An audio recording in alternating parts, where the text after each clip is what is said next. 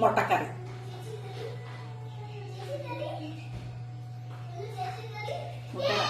പതഞ്ഞ് പൊങ്ങിയിരിക്കുന്നുണ്ട്. അപ്പത്തിന്റെ ഒരു പ്രത്യേകതയുണ്ട്, അതിങ്ങനെ മീതെ എന്നാണ് മാവ് കോരി ഒഴിക്കേണ്ടത്. ദോശ മാവാണെങ്കിൽ നമ്മൾ കലക്കിട്ടല്ലേ ഒഴിക്കുക. ഇത് മീതെ തന്നെ ഇങ്ങനെ പതഞ്ഞ് ഇരിക്കുന്നത് കോരി ഒഴിക്കണം. അത് ഒഴിച്ചിട്ട് നമ്മൾ ചീനച്ചട്ടി എടുത്ത് എന്ത് ചെയ്യുന്നോ ഒരു കറക്കും. സാധാരണ ഇപ്പൊ അങ്ങനെ ഇതൊക്കെ മുമ്പ് ഞങ്ങൾ ചെയ്യുന്നതാണ്. ഇതുപോലെ മുമ്പത്തെ രീതിയാണ് ഞാൻ ഇന്നും ചെയ്യുന്നത്. കണ്ടോ, ഇതുപോലെ ഒരു കറക്കിയിട്ടാണ് അപ്പം ഉണ്ടാക്കുക അപ്പച്ചട്ടിയിൽ. അപ്പൊ ഇതങ്ങനെ പൊള്ളി വരുന്നുണ്ടേ, ഇത് അടച്ചു വെക്കുന്നുണ്ട്.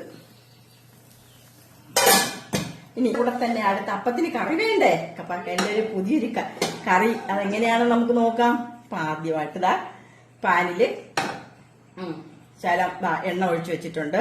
അപ്പൊ എണ്ണ ചൂടായി, കടുകിടുകയാണ്.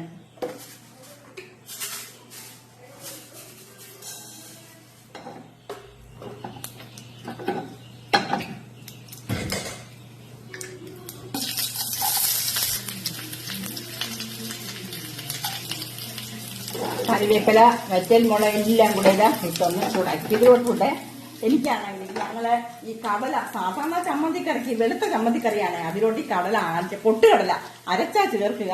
ഞാൻ അരച്ചല്ല ചേർക്കുന്നത്. ഇങ്ങനെ ഇതിലോട്ടൊന്ന് ഇട്ട് ഇതിനോടൊപ്പം അപ്പോ റെഡിയായി. നമ്മുടെ വെളുത്ത ചമ്മന്തിക്കറിയാണ്. വെളുത്ത ചമ്മന്തിക്കറിയാണ്. ഉണ്ടോ, വെളുത്ത ചമ്മന്തിക്കറി ഒഴിക്കുവാണ്.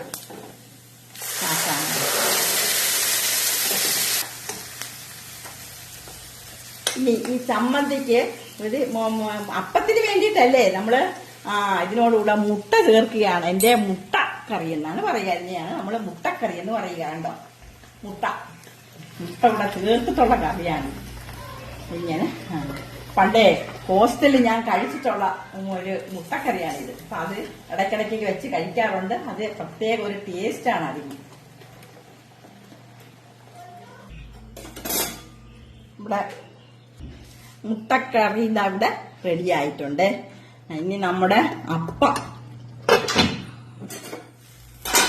നല്ല സൂപ്പർ പറഞ്ഞില്ലേ, നല്ല സോഫ്റ്റ് ആയിട്ടുള്ള പഞ്ഞി പോലുള്ള അപ്പമാണ്. നല്ല സോഫ്റ്റ് ആണ്, മൃദുവാണ്, കഴിക്കാൻ പ്രത്യേക ടേസ്റ്റ് ആണ്. അപ്പം അപ്പവും ഈ മുട്ടക്കറിയും കൂടെ ഒന്ന് കഴിച്ചു നോക്കണം. എന്നിട്ട് അതിന്റെ കമന്റ്സ് അറിയിക്കുക. അപ്പം മുട്ടക്കറി